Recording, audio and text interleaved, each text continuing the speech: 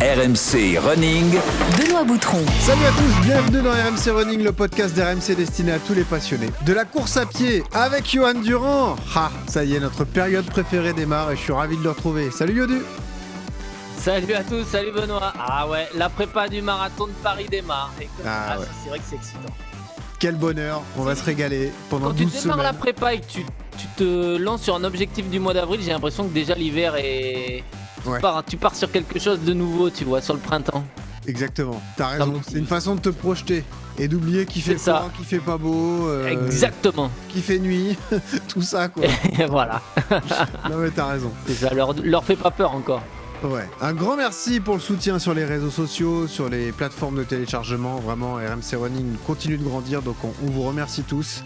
Et on a voulu modifier, améliorer, upgrader comme ça les dispos marathon de Paris, notamment cette année. Parce qu'on va se régaler, vous allez être acteur majeur de cette prépa marathon et on va tout de même accompagner beaucoup de personnes inspirantes, vous allez le voir. RMC va mouiller le maillot parce que 3 personnes d'RMC auront la chance de participer à cette magnifique aventure. Robin Fréchet, le responsable de nos réseaux sociaux, notre producteur Maxime Abolin qui va arriver d'ici quelques minutes et même Jean-Louis Tour, la voix du foot sur RMC, va participer à cette magnifique aventure de 12 semaines. On a également retenu 3 profils très inspirants, Awa, Adèle et Sophie. Vous allez les découvrir aujourd'hui, vous allez voir des histoires qui sont vraiment sympas à raconter, de beaux objectifs. Et puis vous allez être acteur majeur. On vous explique tout ça dans un instant. Juste la séance d'entraînement, ce sera avec Johan. Johan, tu nous donneras la vision globale d'une prépa marathon. 12 semaines. Pour certains, c'est long, pour d'autres, c'est un peu court, mais nous, on pense que c'est la bonne durée comme ça pour aller chercher un objectif. Tu vas nous donner aujourd'hui les grandes étapes comme ça pour aller réussir sa prépa marathon.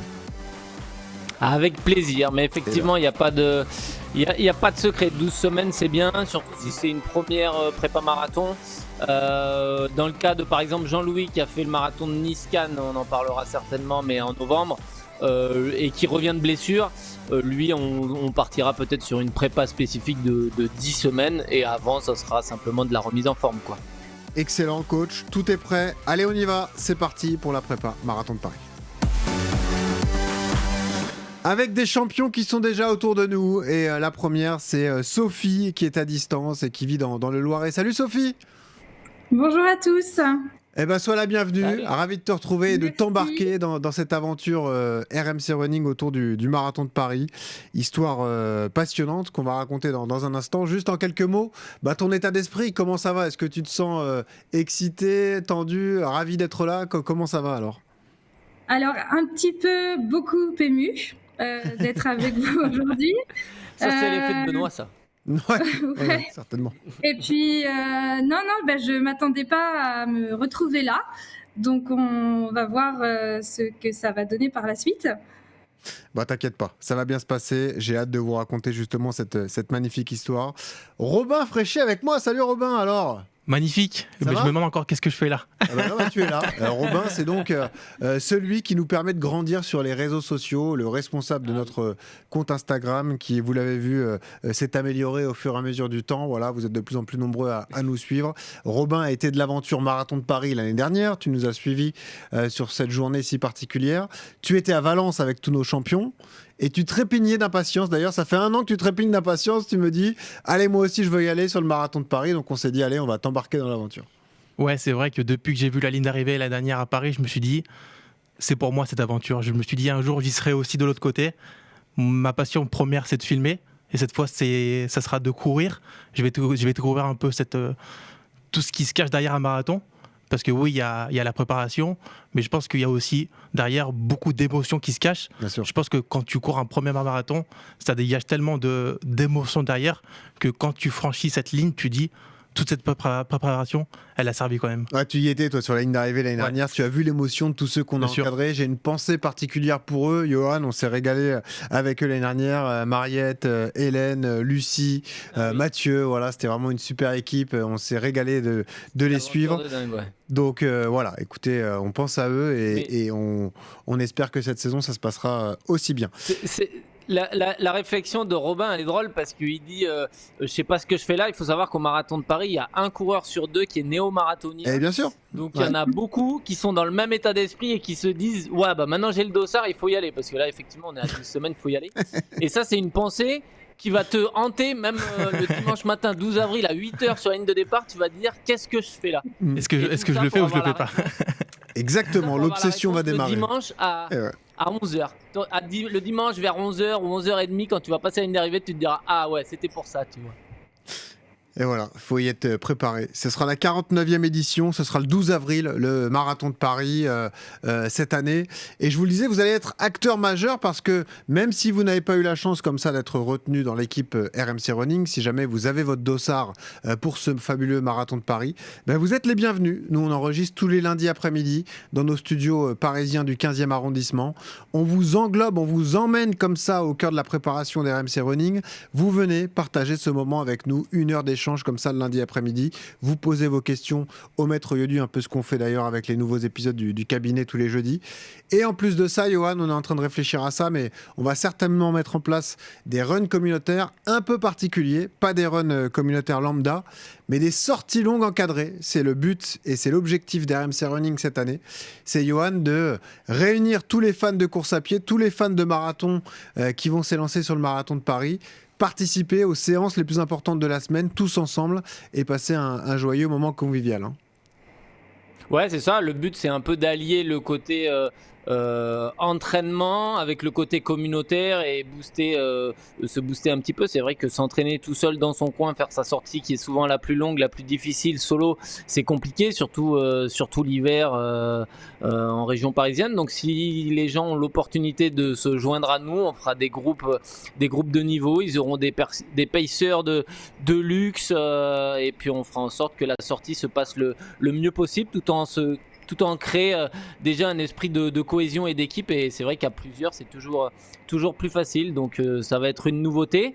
Et voilà, plutôt que de faire juste le run communautaire de la veille de 25 minutes, là, on va aller vraiment au cœur du réacteur, au cœur de la prépa quand ça sera dur. Je pense que ce côté social sera super important pour booster les athlètes à un moment donné. Ouais. Exactement, et c'est une conséquence directe de ce qu'on a vécu à Valence. Hein. Robin, tu y étais aussi, mais la folie du run communautaire d'avant-marathon, on a vu entre 150 et 200 personnes, alors qu'il y avait un contingent français qui était important, mais pas non plus extraordinaire à Valence. On s'est dit, il y a un truc à faire, et il faudra le répéter à Paris. C'était la folie ce samedi matin. Hein. Si on l'a fait à Valence, on fera le double à Paris. Au moins le double. Au moins le double. Allons-y sur les histoires. Maxime Abolin va nous rejoindre dans un instant. Notre producteur, lui aussi, va découvrir le marathon, tout comme Robin. Mais démarrons donc par l'histoire de Sophie. On est un peu ému, on doit vous le dire, d'accueillir Sophie dans cette aventure. Je vais vous livrer les coulisses. On a lancé un appel à candidature la semaine dernière pour ce marathon de Paris. Vous avez tous écrit sur l'adresse mail podcast@rmcrunning@gmail.com. C'est sur cette adresse d'ailleurs qu'il faudra postuler pour venir assister aux épisodes le lundi et pour les runs communautaires aussi. Et donc on a une personne, Johan, qu'on connaît bien, qui nous a écrit la semaine dernière, parce qu'il s'agit de Luigi. Luigi qui est en fait le compagnon de Sophie, voilà, son mari avec qui ils ont eu 2 beaux enfants. Et nous, Luigi, c'est une connaissance de longue date parce que c'est une des premières préparations à long terme qu'on a montées et qu'on a fait tous les deux dans RMC Running. Luigi était à l'époque accompagné de Valérie. On les avait emmenés sur le marathon de Valence et on avait très fortement accroché avec Luigi. Luigi est toujours d'ailleurs un membre de My Running Club parce qu'il est coaché donc par My Running Club. Et donc on connaissait cette personnalité attachante. Et il nous a parlé de toi, Sophie, sur ton profil. Oui. On savait que tu étais une runneuse, une fan de course à pied toi aussi. Il t'est arrivé une épreuve de vie. Oui. Ouais, voilà, c'est ça. Mais en tout cas, t'étais fan aussi comme lui. Tu viens de vivre une épreuve dans ta vie qui est arrivée il y a quelques mois, que tu vas nous raconter. Et en fait, ça nous a bouleversés. On s'est dit, après avoir accompagné Luigi, on est obligé d'aller accompagner Sophie et de l'aider comme ça à aller chercher un beau défi. Est-ce que tu peux nous expliquer, Sophie, ce qui t'est arrivé ces derniers mois ? Alors, ça a été 2025, une année pas évidente. Alors, j'ai eu quelques petits pépins qui m'ont un petit peu ralenti dans cette année running. J'ai fait une périostite. Après, j'ai eu une grave entorse de la cheville avec rupture du ligament talofibulaire. Et au mois de juin, on m'a annoncé que j'avais un méningiome. C'est une tumeur cérébrale, alors bénigne, mais voilà, qui faisait la taille d'une balle de ping-pong. Et donc, donc il a fallu un petit peu affronter cette épreuve avec toute ma famille qui a été à mes côtés.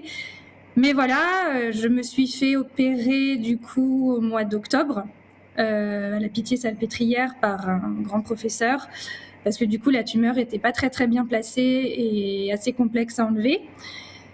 Du coup, l'opération s'est bien passée, mais voilà, j'ai eu quelques petites séquelles. Je ne sais pas si ça se voit très bien, mais j'ai eu une lunette qui est floutée parce que du coup, le nerf de mon œil a été touché. Donc en fait, j'ai une diplopie, je vois double de cet œil-là. Donc du coup, ils l'ont caché parce que sinon, je ne peux pas voir en fait. Donc je ne vois que d'un œil pour l'instant. Et ils ont aussi touché le nerf de ma corde vocale.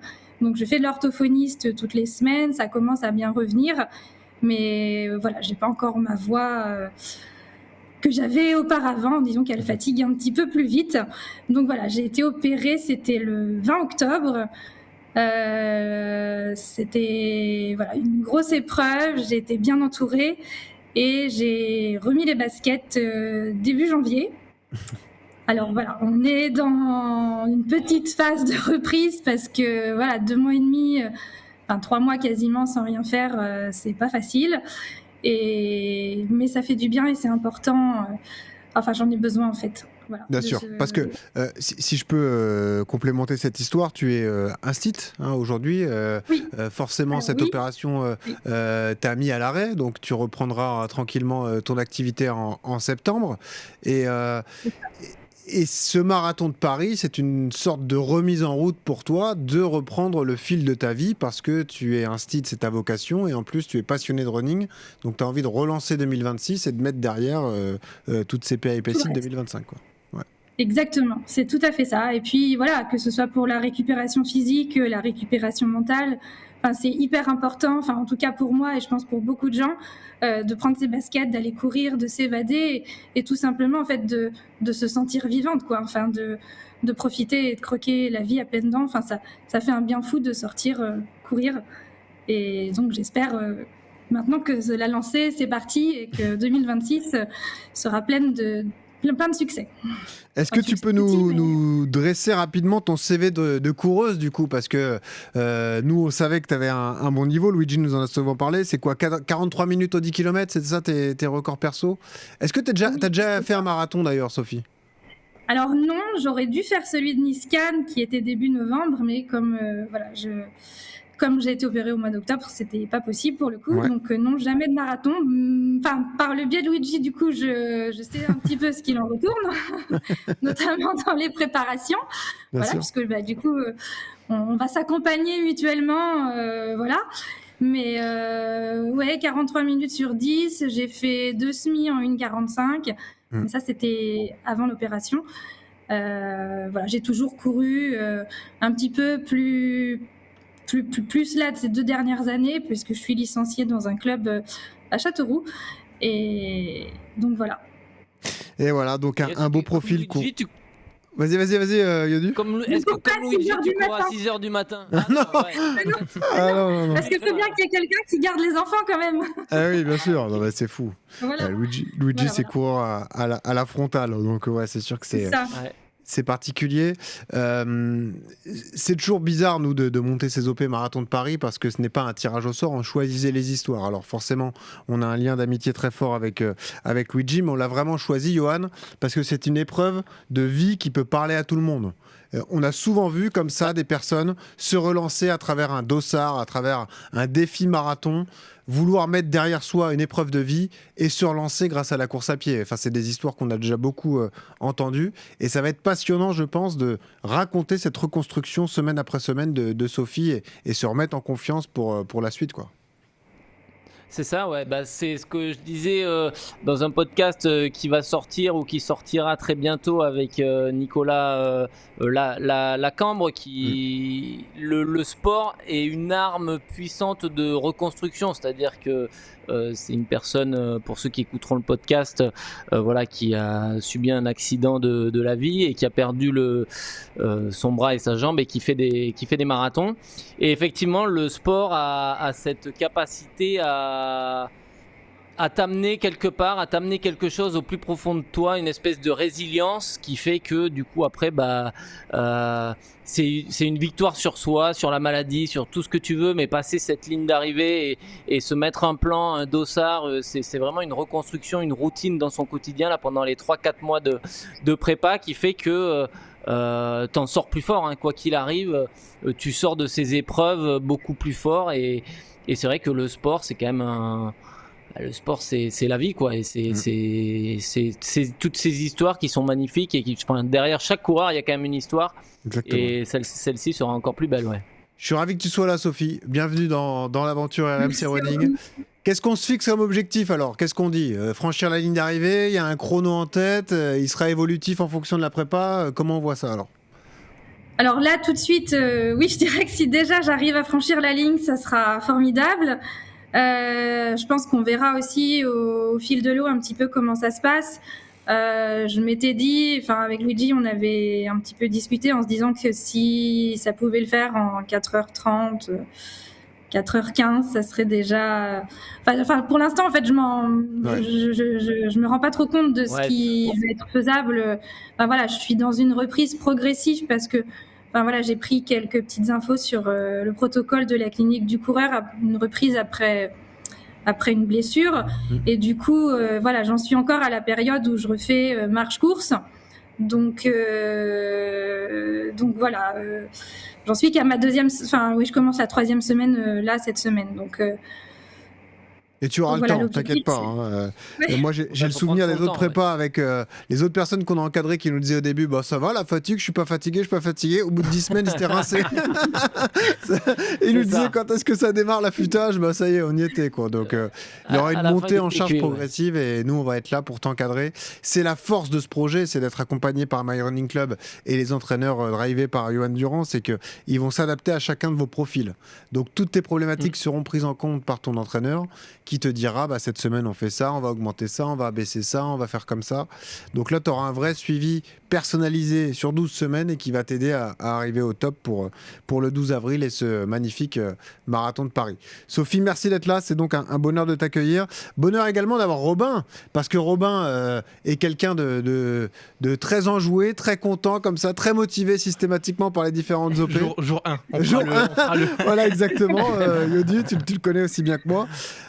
Et cette excitation du premier marathon. Quel âge t'as toi d'ailleurs ? J'ai 30 ans cette année. 30 ans cette année, donc c'est un beau cadeau de 30 ans. Ah oui. Est-ce que tu t'es projeté un peu à travers nous ? Est-ce que tu as déjà une idée de chrono en tête ou est-ce que tu te dis je vais me laisser porter, je vais voir ce que ça donne ? J'ai une idée de chrono mais qui peut être évolutive.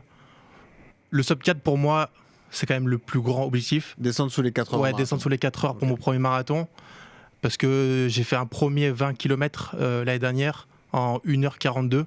Donc c'est à peu près mes allures sur marathon. Mais j'espère aller chercher un petit 3h45. Ah, t'as quand même un objectif ambitieux déjà en tête. Un peu plus que le sub 4. Ce serait la cerise. Ok, pourquoi pas 3h45. Donnons les coulisses de ta vie, parce que c'est l'idée d'intégrer comme ça des personnes d'RMC. À quoi ressemble ton quotidien ? Je l'ai dit, donc toi, tu es community manager, comme on dit, tu gères nos réseaux sociaux. Ça ressemble à quoi ta semaine de travail, par exemple ? Ouais, c'est quand même des soirées bien denses. Donc moi, le dimanche, je couvre tous les matchs, par exemple, de Ligue 1. J'arrive, je suis en soirée jusqu'à minuit. Donc déjà, c'est une soirée de moins pour aller courir. Ouais. Le lundi, je suis en journée. J'ai le mardi, mercredi, qui sont principalement en semaine dédiée à la Champions League. Donc pareil, c'est des soirées assez denses en rédaction. Donc c'est là, travail en décalé. Tu arrives vers 14-15 heures, tu finis à 1 ou 2 heures du matin. Exactement, j'ai souvent des soirées décalées.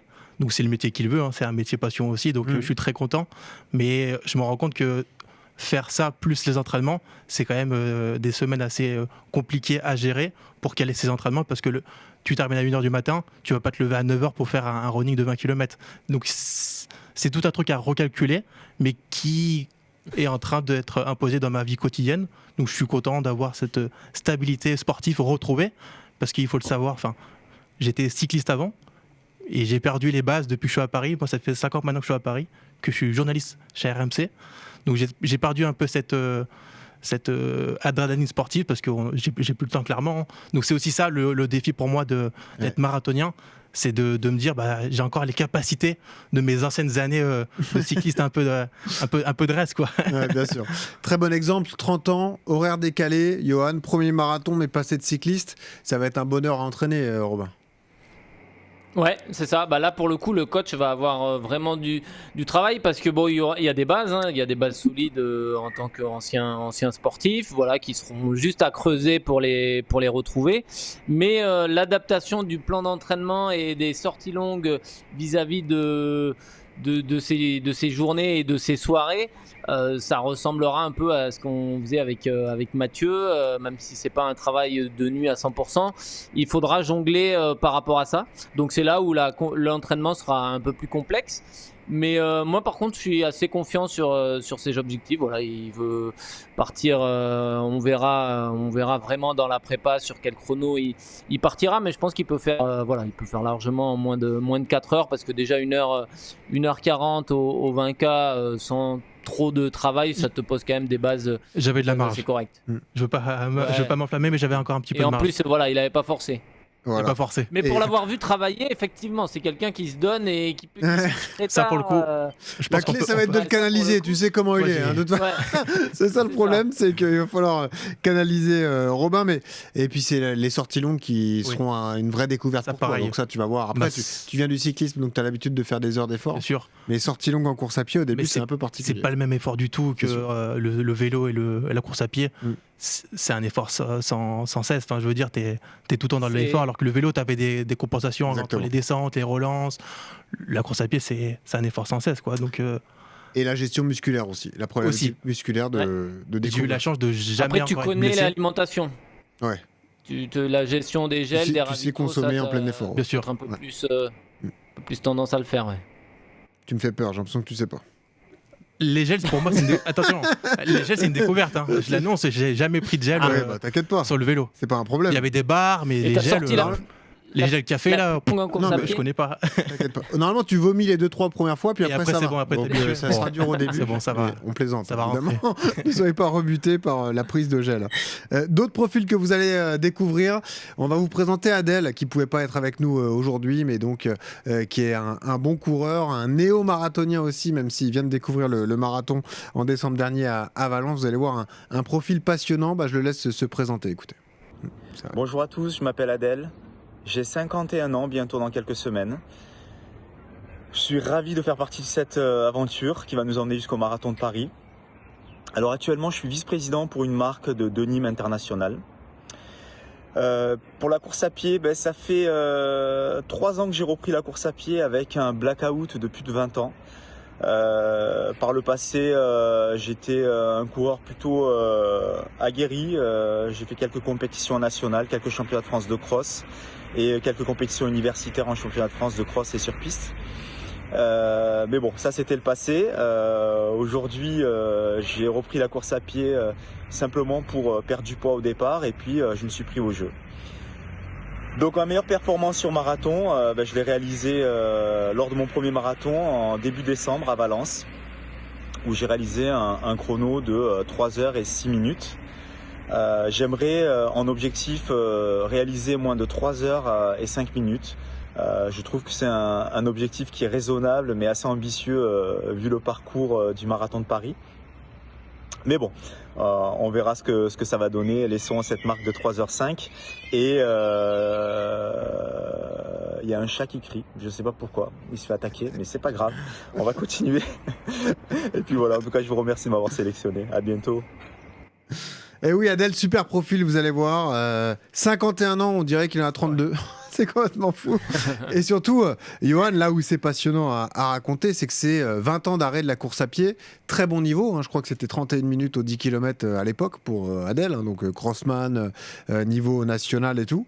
20 ans d'arrêt, reprise progressive, 3 ans d'entraînement. Déjà 3h07 qu'il a dit au marathon de Valence. Vrai beau profil et vrai profil inspirant, Johan. Ouais, c'est ça, c'est sympa et c'est pareil, Flo va avoir du taf, c'est ça qui est intéressant, c'est que c'est des profils totalement différents et Là, c'est pareil, hein, je suis pas forcément inquiet quand tu connais le marathon, que tu es déjà coureur, que tu n'es pas néo-marathonien. Je pense que voilà, en mettant des choses en place, en faisant du fractionné assez régulier, en essayant de voir comment qu'est-ce qu'il va falloir privilégier les sorties longues, plutôt essayer d'abaisser le chrono sur 10 et semi pour gagner en vitesse. Et faire moins d'endurance fondamentale. Voilà, c'est toute une réflexion à avoir par rapport au profil de chaque coureur. Et ça, c'est là où, avec Flo, on va devoir réfléchir à comment préparer au mieux nos champions. Florent Ediac, qui sera votre entraîneur à tous. Donc voilà, super coach, vous allez voir, un vrai ch'ti. Donc, il va vous aider comme ça à aller atteindre nos objectifs. C'était lui le coach l'année dernière pour la team Marathon de Paris. On espère que ça se passera aussi bien que l'an dernier. Notre producteur Maxime Abolin est rentré dans ce studio. Salut Max alors. Salut. Comment ça va? On se répète. T'es en forme? Écoute, ça va. Ouais, ça va. J'ai un peu mal aux jambes. Je fais une grosse semaine là. Ah, t'as déjà fait une grosse semaine d'entraînement? Grosse semaine. Pour moi, c'est une grosse semaine. J'ai fait 50 km, c'était beaucoup. Ok. Et du coup, j'ai un peu mal aux jambes. J'ai fait la sortie longue hier. Bon, Max, t'es notre producteur depuis 1 an, quasiment jour pour jour d'ailleurs. Donc, journaliste à RMC depuis quand? Depuis 2018. Depuis 2018 et 2021 en CDI. Est-ce que tu peux nous raconter en quoi consiste ton travail? Nous, on le sait, mais ceux qui nous écoutent pas forcément. Alors, producteur, en gros, moi, je m'occupe d'émissions. Donc, je m'occupe des grandes gueules du sport le week-end et du podcast RMC Running la semaine, ce qui demande quand même beaucoup de travail. N'est-ce pas, Benoît? Voilà, donc en fait, moi, je suis la petite personne en régie qui te parle dans l'oreille, qui gère un petit peu tout le monde, les intervenants à distance, qui cale les invités, etc. Voilà un peu. Au début, tu n'étais pas un grand fanat de course à pied, puis tu as chopé le virus dès que tu as commencé à travailler avec nous. En fait. Exactement. En fait, je courais voilà, de temps en temps. J'avais des phases. J'avais des phases de 2-3 mois où je courais beaucoup. Enfin, beaucoup. Beaucoup moins qu'aujourd'hui, mais je courais quand même 3-4 fois par semaine. Sans objectif, juste sans comme objectif, ça, voilà, en fait, sans savoir comment vraiment s'entraîner finalement, juste en faisant un footing. Et puis en fait, ça sautait assez rapidement. J'arrivais pas à rester, à pouvoir enchaîner en fait. J'arrivais pas à enchaîner plus de 3 mois. Il n'y avait pas de continuité dans l'entraînement. Exactement. Ouais. Donc en fait, à chaque fois, tu te démoralises, tu dois repartir et tout. Enfin, c'était un peu difficile. Et en fait, il y a 1 an, donc quand j'ai récupéré le podcast à la place de Geoffrey. Au début, j'ai pas forcément couru plus. Et puis au fur et à mesure, en fait, forcément, tu me l'avais dit d'ailleurs, tu m'avais dit tu vas voir, tu vas être piqué. Et puis ça a pas manqué, voilà. Donc aujourd'hui, je cours quand même assez souvent. Ouais. Tu as un profil aussi particulier parce que tu as traversé des épreuves médicales toi aussi. Ouais. Tu as connu une opération du cœur. Exactement, ouais. Est-ce que tu peux nous dire ce que c'est exactement et est-ce que ça a eu des conséquences sur ta pratique sportive? En gros, j'avais une malformation cardiaque au niveau de la valve aortique. Okay. Donc c'était congénital. J'ai été opéré 2 fois, donc à cœur ouvert quand j'étais plus jeune, à 2 ans, à 11 ans. Ah oui, très jeune. Alors. Ouais. Okay. En fait, dès que ça a été décelé, en fait, on m'a opéré tout de suite. La valve, si tu veux, s'ouvrait pas en même temps que les autres valves. Elle était trop petite, elle était atrophiée et ça faisait des fuites. J'ai pas les explications médicales exactes de ce que ça faisait, mais voilà, donc ça a quand même posé problème. En conséquence de santé, qu'est-ce que c'était alors? Mais il n'y avait pas grand chose en fait, juste on était obligé de m'opérer parce que si on ne m'opérait pas, mon cœur se fatiguait quand même plus vite. D'accord. Ce qui fait qu'arriver à 50-60 ans, ça aurait été quand même assez dangereux. Ok. Voilà, donc en fait on m'a opéré, on a attendu que je sois majeur, que j'ai fini ma croissance pour complètement m'opérer. Donc on m'a opéré en 2018, juste après mon stage à RMC d'ailleurs, pendant la Coupe du Monde. Et on m'a complètement changé ma valve en fait. On m'a enlevé ma valve naturelle, on m'a mis une valve mécanique. Il est voilà, donc là j'ai une valve, exactement, là...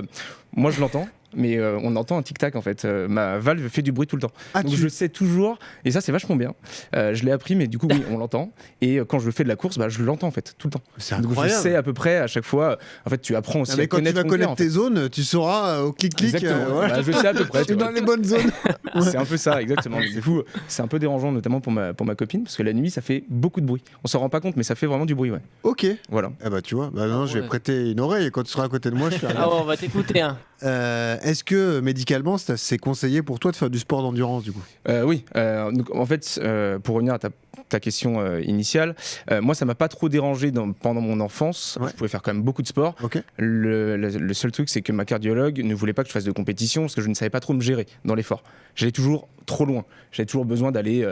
Enfin voilà, en fait, j'ai l'esprit de compétition qui fait qu'elle avait un peu peur, fait que je m'emballe ou autre, et que donc du coup, je n'ai jamais pu faire de compétition, ce qui a été très frustrant quand même pendant mon enfance. Donc je faisais des entraînements.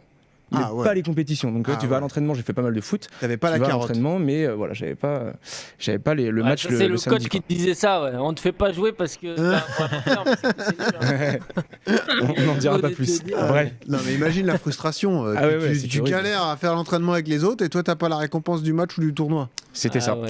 Et donc ouais. depuis mon peux la opération, goûter. moi je vois ma cardiologue régulièrement et elle me conseille justement de faire beaucoup de sports d'endurance. D'accord. Aujourd'hui en fait il y a des sports que je ne peux plus trop faire, tous les sports de contact parce qu'en fait j'ai des anticoagulants, ce qui fait que le foot j'en fais de temps en T'as temps. un suivi médical quotidien Ouais, quand même ouais, encore. exactement, j'ai des médicaments tous les jours en fait, j'ai des anticoagulants Ok. qui fait que mon sang est plus fluide que vous en fait. D'accord. Et donc du coup forcément les sports dès qu'il y a du contact c'est pas conseillé on va dire. Ok. On m'a pas interdit mais bon, voilà. Donc en fait la course à pied est vachement bien là-dedans, c'est que du coup ça m'a permis aussi de découvrir un autre sport, de pouvoir vraiment me donner à fond. T'auras le droit de pousser le curseur à bloc. En fait j'ai marathon. aussi Ouais. appris à connaître mon corps, mon cœur T'essayes quoi. et voilà mes seuils, puis même en fait j'ai jamais eu d'alerte, je sais toujours quand m'arrêter, donc je sais que je peux pousser vraiment mon corps mais il faut toujours voilà je peux pas dépasser une certaine limite et ça je la connais en fait cette limite. Ok. Donc j'ai toujours je suis quand même allé assez régulièrement loin dans l'effort mais il faut toujours faire attention quoi. D'accord. Mais c'est pas un problème hein, évidemment le marathon il n'y a pas de Non, problème. non, Ma bien sûr, bien cardiologue sûr. m'a Il dit n'y a pas de que- contre-indication. Voilà, Au exactement. contraire, ça va te faire du bien de développer de l'endurance comme ça.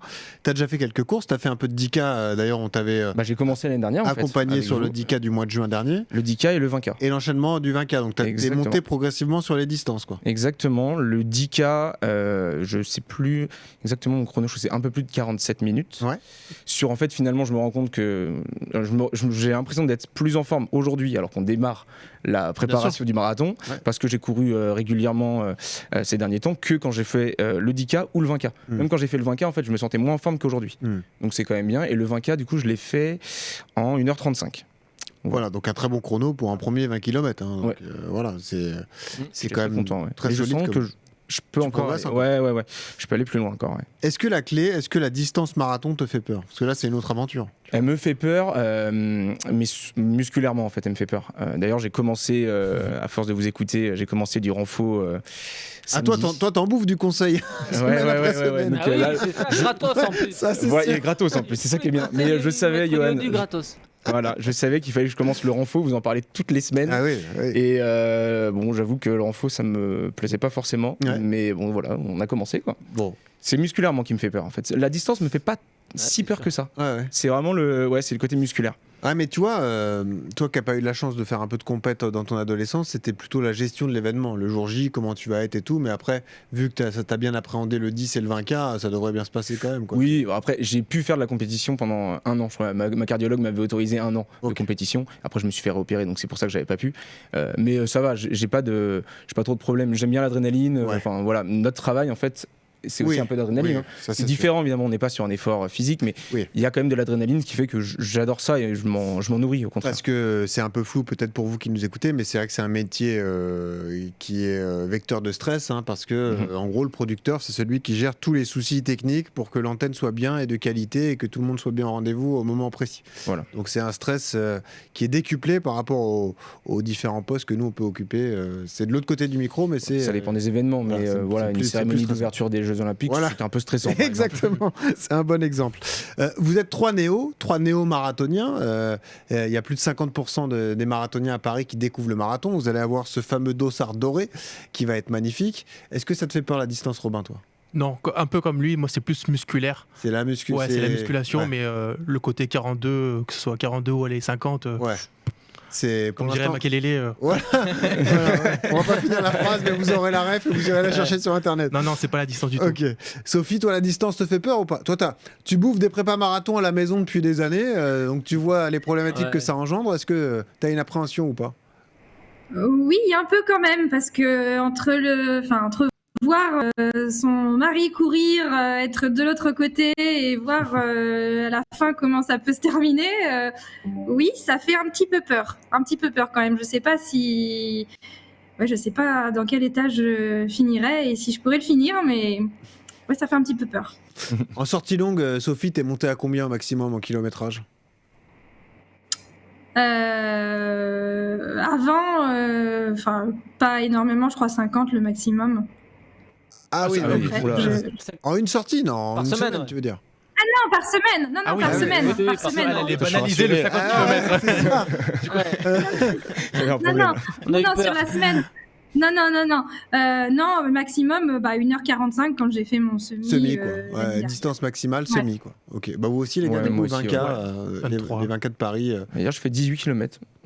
Hier, t'as fait 18 Ouais, km. 18 km, 1h30, 1h40, je crois. Ouais, c'est J'ai bien. eu bonne allure en 5-3 au kilomètre. Ouais, mais c'était bien, progressif. Sympa, hein. Calmez-vous les deux, on va vous encadrer quand même. Ça sert à rien de partir trop vite, ça Ouais, dure 12 parce que- semaines. Hein, Johan, tu vas me cadrer Ah ouais. tout ça. Hein. Ah là, le Max, il fait les erreurs du débutant, tu vois. Voilà, c'est Faut ça. se rassurer. Attends, mais je On suis est qu'à le 50 18, km 19. par semaine, ça va, non Non, non, bah tu verras. D'ailleurs, moi, c'est C'est Amine qui janvier, m'a commencé à avant me que la calmer. prépa Amine qui fait démarre, partie de la. Amine qui fait partie de la Eh team oui, RMC Amine aussi. Mohamed, notre ami. qui Je fait lui ai partie dit de que je l'équipe. faisais des séances fractionnées en 8 fois 500 mètres. Et il m'a dit, mais tu démarres la course à pied. Ah, non, lui, C'est beaucoup trop. C'est beaucoup trop. Donc il m'a dit, fais tes 30 secondes. Et en effet, j'ai fait des 30 secondes hier. Et je me sens assez facile. Ouais. Alors laissez-vous coacher. Hein. Mais c'est voilà, en fait, c'est ça, moi, c'est Ouais. ce que j'attends. Parce Vous que c'est fermez vrai les que yeux, le vous écoutez coaching, Florian et vous y allez, tout droit. Voilà, c'est ça. magnifique. L'idée, c'est ça. Et on n'en fait pas plus. Oublie que surtout. t'as aucune Voilà. chance. Ouais, non, c'est pas Fonce. ça. Non, vous n'êtes pas des gens Côte d'Us, mais au moins faites confiance à l'entraîneur qui va vous suivre. Je précise que dans l'équipe, on aura donc également Jean-Louis Tour, la voix du foot, qui a lui aussi une problématique assez intéressante parce que Jean-Louis est multimarathonien, il fait beaucoup de marathons depuis quelques années et il a cette barrière, ce plafond de verre qu'on va essayer de percer tous ensemble, Johan. Des 4 heures au marathon, il était engagé sur le marathon de Paris l'année dernière, je crois qu'il fait 4h05 ou 4h06. Il a connu un deuxième échec avec le marathon de Niscan et c'est quelqu'un de très Niscan, ouais. motivé, de résilient, qui a des problématiques qui peuvent vous parler. Donc ça fera un bon profil à étudier. Et puis, on a une dernière participante, une runneuse, et là aussi, ça nous tient beaucoup à cœur. On l'a rencontrée avec Maxime lors du mois de novembre, De novembre, même ouais. ouais, juste après le mois de novembre, peut-être début décembre, avec cette fameuse histoire des 42 qu'on a accompagné, cette association fondée par notre ami Malek Boukherchi, qui a emmené des jeunes courir le marathon de New York, des jeunes en situation difficile, des profils passionnants, et donc tous ces jeunes, 25 jeunes qui sont allés faire le marathon de New York. Awa faisait partie de l'aventure et son profil nous a intéressés. Elle nous a recontactés au début du mois et nous on a décidé de l'accompagner. Vous allez la découvrir, elle se présente bien, écoutez. Coucou tout le monde, j'espère que vous allez bien. Alors avant toute chose, je tiens à m'excuser pour mon absence. Je me présente, je m'appelle Awa, j'ai 35 ans, je suis infirmière depuis maintenant 13 ans. Je travaille de nuit dans le milieu hospitalier. Je suis une personne qui a toujours aimé faire du sport, et ça depuis très longtemps. Et en fait, mon envie de faire de la course à pied, elle s'est révélée au moment du Covid, comme beaucoup de personnes à cette période, je pense. Et puis voilà, c'est vrai que c'était une période assez compliquée, notamment pour moi qui travaille à l'hôpital. Et c'est vrai qu'aller courir, en fait, ça me permet de décompresser et de déstresser, j'ai envie de dire, de base. Et au fur et à mesure du temps, c'est devenu un peu une passion, on va dire. Du coup, j'allais courir plusieurs fois par semaine. Et quand j'ai eu un petit peu confiance, j'ai commencé à m'inscrire à des courses officielles. Donc j'ai commencé avec des 10 km et au mois d'avril dernier, je me suis inscrite, j'ai participé au semi-marathon de Lille, d'où je suis originaire. Et puis voilà. Et après ça, j'ai eu la chance, de par l'intermédiaire d'une amie, de rencontrer Malek Boukherchi, qui est le fondateur de l'association, président de l'association Les 42. Donc j'ai eu cette chance-là d'intégrer cet asso et d'aller avec tout le groupe faire le marathon de New York. Donc voilà, j'ai fait le marathon de New York en novembre 2025. Et puis de base, le seul objectif pour moi, c'était de finir. Et le deuxième objectif, c'était de finir en moins de 5 heures. Et résultat, j'ai fini le marathon en 4h58 ou 59. Donc voilà, j'ai atteint mon objectif. Prochain objectif, c'est le marathon de Paris. Donc c'est pourquoi je suis avec vous aujourd'hui. Et puis si je devais donner un objectif de temps, J'aimerais bien finir le marathon de Paris en moins de 4h40, j'ai envie de dire. Ouais, ça serait bien. Si je finis le marathon en moins de 4h40, je serais contente. Et puis, et comme on dit, de toute façon, le terminer, ça sera déjà très, très, très, très bien. Et puis, et pourquoi pas après, par la suite, faire plein d'autres marathons.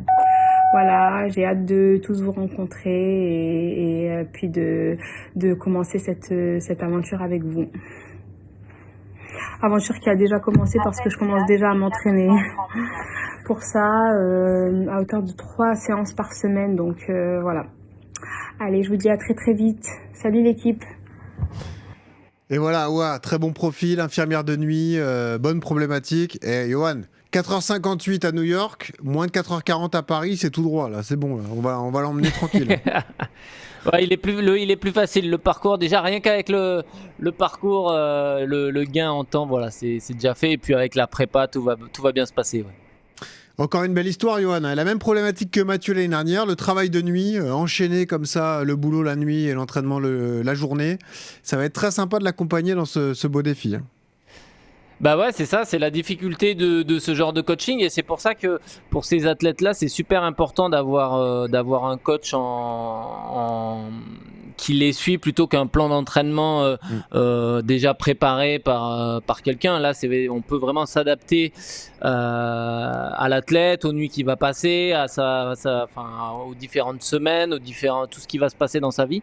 Donc effectivement, c'est la force de l'adaptation de l'entraînement, parce que il faut pas se tromper avec ces gens-là, parce que si tu rajoutes de la fatigue à de la fatigue, tu peux perdre vraiment beaucoup de temps et aller des fois jusqu'à la blessure. Donc voilà, il faudra être progressif, intelligent et beaucoup dans l'échange. C'est vraiment, l'athlète doit vraiment parler de son ressenti et de son état de fatigue pour que l'entraîneur puisse en tirer les conclusions et adapter le mieux possible l'entraînement. J'espère qu'elle n'aura pas l'hygiène de vie de Mathieu, de kebab, Big Mac, Giant Max. Voilà. C'est ça. Et que de ce point de vue-là, voilà, ça peut pas faire pire, c'est sûr. Et les bonbons de Ragibus en arrivant ici, non, ça c'est sûr. Voilà. On espère que de ce point de vue-là, ça ira mieux. Awa, qu'on a hâte de retrouver la semaine prochaine. Voilà pour l'équipe. Il reste votre participation, je vous l'ai dit, podcast rmcrunning@gmail.com. Toutes les semaines, vous venez, une place à côté de moi pour venir vous présenter, parler de vos problématiques et parler de votre prépa pour le marathon de Paris. On est tous ensemble, on est une vraie équipe RMC Running et on espère aller au 12 avril en se préparant magnifiquement. Et d'ailleurs, tout de suite, Johan, tu vas donner la vision globale de cette prépa de 12 semaines dans la séance. RMC. La séance. Et oui, parce que c'est la durée idéale pour une prépa marathon. Certains font des prépas plus courtes, d'autres un peu plus longues. Nous, on est parti sur 12 semaines d'entraînement, Johan. C'est 12 semaines de préparation avec différents blocs et certaines semaines de repos au sein de cette prépa marathon. Est-ce que tu peux nous donner justement la vue globale de ce qui attend Sophie, Awa, Adèle, Max, Robin, même Jean-Louis et tous ceux qui nous écoutent? Comment va s'organiser, s'articuler comme ça cette prépa marathon? C'est souvent pour les coureurs de ce profil-là, ils vont être aux alentours de 3 à 4 séances par semaine de course à pied, avec une augmentation progressive. À chaque fois, on parle de progressivité, mais c'est généralement 10% d'augmentation du volume par semaine.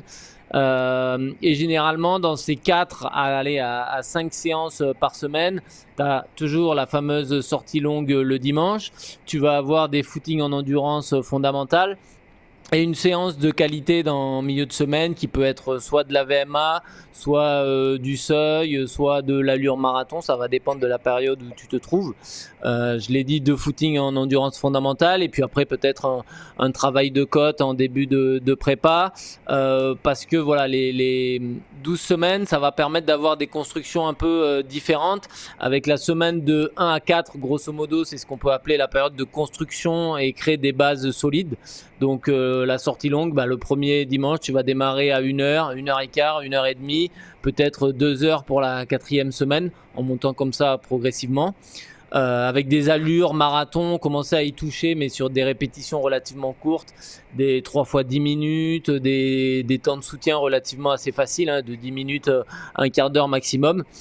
Après ces 4 semaines de ces 4 premières semaines, on va rentrer dans le spécifique marathon avec toujours juste avant peut-être une petite période, ça dépend des athlètes, mais une semaine un petit peu plus cool, une semaine un petit peu plus off où on peut mettre un dossard, et après on entre donc dans ce spécifique marathon généralement de 4 semaines encore. Où là vraiment on est c'est habitué le corps à la distance et à l'allure, donc là on monte en charge progressive, et puis après les 2 dernières semaines c'est l'affûtage, le pic de forme avec la diminution de la distance.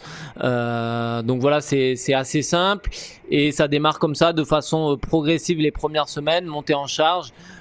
Au cœur vraiment, ça va être compliqué, il faut que les athlètes le savent, mais ça va démarrer du 15 février au 20 mars. Là, on sera au cœur du réacteur et là, c'est la période un peu délicate. Et après le 20 mars, on va commencer la période un peu redescente avec la descente en charge progressive et l'affûtage jusqu'au 12 avril. Est-ce qu'on tient compte du profil de l'épreuve dans la préparation ? Est-ce que le renfort musculaire aura une place prépondérante, sachant que le marathon de Paris est difficile, le deuxième semi est délicat. Est-ce qu'on va tenir compte dans les prépas marathons ? Ouais, c'est important de le faire, important de bosser les côtes et les relances, parce que Paris, on sait que voilà, c'est pas un marathon linéaire qui est couru en ligne droite comme à Valence dans des grandes avenues où il y a 3 virages ultra larges et après c'est des grandes lignes droites. Donc effectivement, faut bosser toute cette partie renfo, mais ça c'est quelque chose que tu dois faire aussi dans les autres préparations marathon. Voilà, Paris a cette spécificité d'être dur en début de course, mais peut-être que justement c'est peut-être plus sur les allures et la façon de courir le jour J qu'il faut changer des choses. Peut-être que comme Paris est difficile, essayer de courir vraiment le premier semi de façon plutôt légère et de faire un negative split, c'est-à-dire finir plus fort sur la deuxième partie, ça peut être une stratégie de course. Faut vraiment pas se louper sur les allures et ça va être important, voilà, donc dans ces 12 semaines de l'emmagasiner, de connaître ses allures et de bien les respecter, et surtout de pas vouloir aller trop vite. Ça c'est vraiment le problème. Tu vois, si on doit tirer des conclusions de la prépa qu'on a fait avec nos champions, Nasser a peut-être démarré trop fort sa prépa en septembre, a voulu aller trop vite sur les compétitions et il s'est blessé. Et il l'a payé un peu sur la fin. Et même le jour J, tu vois, on est peut-être parti un peu vite. Et même s'il explose pas, on perd quelques secondes sur la fin de course parce qu'il faisait chaud. Il y a plein de paramètres qui sont rentrés en compte. Et peut-être que, voilà, en ayant une attitude un peu plus conservatrice, ça aurait pu se passer différent. Ça a été pareil pour toi. Un pic de forme peut-être arrivé un peu plus tôt que le marathon. Donc voilà, il faudra vraiment gérer ces débuts de prépa où les athlètes ont tendance à vouloir toujours un petit peu se rassurer et démarrer dans le vif du sujet, à se dire vas-y, il n'y a que 12 semaines, il faut que j'y aille, et au contraire peut-être démarrer moderato pour vraiment monter le pic de forme après le 20 mars, quoi. Surtout pour des primo-marathoniens qui ne connaissent pas encore ces zones-là et qui n'ont pas encore cette expérience du vrai pic de forme, des allures, l'allure cible, etc. Vous êtes donc néo-marathoniens, Robin et Sophie. Est-ce que vous avez des questions pour Johan en ce début de préparation ? Là, tout va démarrer. On va vous mettre en lien avec Florian Idiac, votre coach. Sophie, est-ce que tu as des questions pour le coach avant que ça démarre alors ? Oui, j'en aurai plusieurs, mais on va attendre un petit peu de voir comment ça se fait. Non, mais en fait, ce qui est compliqué, c'est que comme j'ai eu un long arrêt, en fait, et que je recommence là, enfin, je repars de zéro presque. Alors pour l'instant, quand je fais mes petits morceaux là de marche-course, je cours à peu près à 6 au kilo, on va dire. Mais c'est un peu ce que je me fixe pour le marathon. Du coup, est-ce qu'il faut que j'aille moins vite là tout de suite ? Est-ce que, en fait, si je vais moins vite, en fait, j'y arrive même pas. Enfin, je n'ai pas l'habitude de courir. Mais non, en fait, bah oui.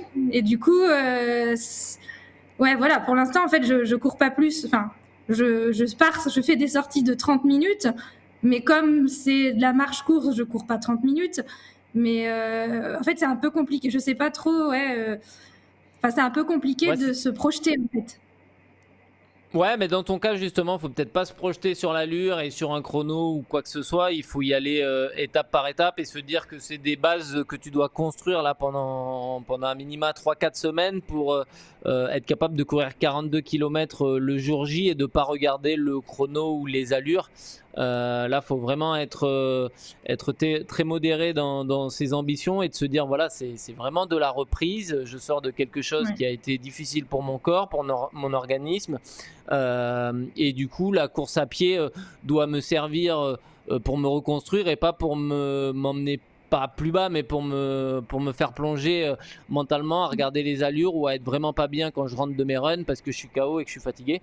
Il faudra vraiment que tu montes en charge et en volume, mais de façon très progressive et sans. Je pense qu'il faut pas regarder les allures pendant un premier temps. Et voilà, alterner cette marche course pendant plusieurs semaines. C'est pas grave si on t'amène pas sur des sorties longues, une vraie prépa de 12 semaines, mais c'est voilà, se dire regarder à 2-3 semaines devant et se dire les 2-3 prochaines semaines, c'est je monte en charge et je réhabitue mon corps à courir et être capable. Je veux que dans 15 jours, je puisse courir 1 heure sans m'arrêter et en faisant que de la course. Et puis après, on mettra d'autres choses en place, 15 jours supplémentaires et 15 jours supplémentaires, etc. Y aller de façon par étape, ouais. Et puis malgré tout, Sophie, courir aux sensations. Oui, parce que tu as un passé de coureuse, donc en fait, ton corps a une mémoire, et même si tu été à l'arrêt, courir à 6 au kilo, pour toi qui a déjà fait 43 minutes sur 10 km, ça va être plutôt facile, ouais, c'est sûr. C'est sûr. Bah oui, en même temps c'est facile et en même temps c'est pas facile parce que. Ouais, voilà, c'est la reprise. C'est pour ça qu'il faut pas trop regarder. Ouais. Là, c'est la période où il faut juste essayer tu regardes les temps, pas les allures, tu te contentes de courir et de reprendre du plaisir, d'y aller tous les jours, sans douleur, sans que ça te fatigue de façon extrême. Et quand tout ça est bien mis en place et que tu arrives à courir correctement, c'est gagné et tu peux passer à l'étape suivante où là, on mettra un vrai propre plan d'entraînement avec des sorties et peut-être commencer à regarder les allures, ouais. Et on vous le rabâchera tout au long de la prépa, mais sur un premier marathon, ne vous obsédez pas avec un chrono, en fait. Parce qu'on se dit tous, je vaux ça, je vaux ça, je vaux ça. La ligne d'arrivée, c'est déjà très bien. Et si jamais vous atteignez pas votre objectif pour 2 ou 3 minutes sur un premier marathon, qui plus est à Paris, vous serez très content de vous quand même. Donc en fait... Ça aussi, ouais, je voulais en parler. Je pense que sur mon premier, je vais avant tout chercher le plaisir. T'as raison. Et Robin, profiter, on est à Paris, c'est le plus beau marathon du monde. Bien sûr. Donc on va avant tout kiffer. Et au pire, le chrono, il viendra après. Mais t'as raison, je pense qu'on va avant tout viser le finish. Sophie, avant Robin, est-ce que tu as d'autres questions pour le maître Yodu ? Non, on verra petit à petit. Bon, excellent. On verra petit à petit. Non, mais voilà, ouais. Non, mais c'est vrai que là, oui, c'est plus... Enfin, de toute façon, moi, je le fais juste pour le plaisir et voilà. Et le bien-être psychique et pour le corps, en fait. Et c'est la bonne démarche. Exactement. T'as bien raison. C'est pour ça. Robin, t'as des questions pour le coach ? Ouais. Pas d'allure. Je pense que je sais à peu près ce qu'il va répondre, mais en fait, moi, j'ai un dossard qui est pas du tout recommandé. À 1 mois de mon marathon, j'ai un dossard 30 km sur trail. Est-ce que je dois l'oublier ? C'est l'Ecotrail ? Non, c'est à Rouen. Ah, d'accord. Rien à voir. Okay. Mais c'est un dossard que j'ai depuis quelques mois. Est-ce que je peux mettre une croix dessus ? C'est 4 semaines avant ? Ouais, c'est 4 semaines avant. C'est exactement le 12 mars. Ou alors, parce que de toute façon, quoi qu'il arrive, je vais devoir passer aux 30 km. Mais est-ce que 30 km sur trail, c'est pas la même chose ? Et est-ce que c'est pas un risque de blessure Non, c'est une bonne question. Non, alors il y a combien de dénivelé, mais ça m'étonnerait qu'à Rouen, il y a quand même 1100. Ah, il y a 1100. Toi, hein. Il y a 1100 de D+. Ouais. Moi, c'est calculé comment ça ? Non, mais après, pour aller justement chercher sur toi, sur ton premier marathon, de la casse musculaire et travailler un petit peu justement montée, descente et tout, faut voir le parcours. Mais 4 semaines, on va en discuter avec Flo, mais franchement, je suis pas fermé à l'idée d'en faire. Justement pour toi dans ton profil où il faut que tu bouffes un peu de borne et que voilà, ça va te faire une sortie de 4 heures effectivement, enfin 3-4 heures, je sais pas trop combien tu peux mettre, mais même un peu plus, mais voilà, au moins tu vas bien gérer c'est 2 jours, hein, c'est pas 2 nuits. C'est 2 jours, ouais. Ouais, bon voilà, si tu te fais pas d'entorse, si tu te blesses pas, C'est plus ça l'inquiétude. C'est pas l'effort en lui-même, Ouais, c'est la mais blessure, après, une entorse. Le trail. bah ouais, mais bon, tu peux. Après, tu n'iras pas pour un objectif de chrono là-bas non plus. Non. J'y vais vraiment Voilà, pour tu aller vas chercher pas dans un les 30 objectif de bornes. chrono, tu vas Ouais, pour bien sûr. tester tes ravitaux, tu vas pour tester ta sortie, ça te fait une grosse sortie longue. Voilà, après, bah, je pense qu'après ce 30 bornes, il faudra récupérer, il faut voir comment on va aménager ça, comment tu récupères derrière, est-ce que tu remets un petit cycle sur une petite semaine, tu vois, de S-, parce que là, ton 30 bornes, il est à J-28. Derrière, tu vas quand même avoir 4-5 jours où tu vas être dans le dur. Donc à J-21, tu peux pas placer la dernière sortie longue qui normalement est la plus dure. Donc voir comment après on oriente ça. Mais franchement, pour faire de la casse musculaire et pour toi qui a un premier marathon où tu vas pas forcément non plus regarder trop l'allure, ça me dérange pas. Ça aurait Ça me été à rappelle, 15 jours, je t'aurais dit non. À 4 semaines, ça va. Ça me rappelle Antoine, c'est la préparation au marathon de Paris il y a 2 ans, qui avait, pour préparer le marathon de Paris, fait l'éco-trail en 80 km. Tu te rappelles de ça ou pas, Johan? Sacré prépa. On l'embrasse d'ailleurs. Après, l'éco-trail, c'est pas le plus dur. Mais Ouais, bon, faire 80 bornes pour préparer 40, c'était un concept. Mais c'était assez marrant. Ah, ça paraît à suivre, facile après. Bah oui, C'est ça. c'est facile. Bon, et ben en tout cas, merci à tous. Moi, je me suis régalé Merci. avec vous, Robin, Max, qu'on embrasse, qui est retourné en régie, Sophie, pour ton sourire et ta bonne humeur communicative. Voilà, on espère que le début de prépa va bien se passer. Une bise à Adèle, à Jean-Louis et à Awa, qu'on va retrouver dès la semaine prochaine. Et à vous tous qui nous écoutez, qui nous regardez sur YouTube, l'épisode est disponible. Venez participer dans ce podcast tous les lundis. Je vous le dis, l'adresse pour s'inscrire, podcast@gmail.com. On est tous ensemble et nous, on va travailler pour mettre en place donc ces sorties longues communautaires. On va se régaler pendant 12 semaines. Bravo les amis, bravo Maître Yodu. Merci à tous. C'est dans 82 jours le marathon de Paris. Et d'ici là, quand vous courez, souriez, ça aide à respirer. Salut à tous.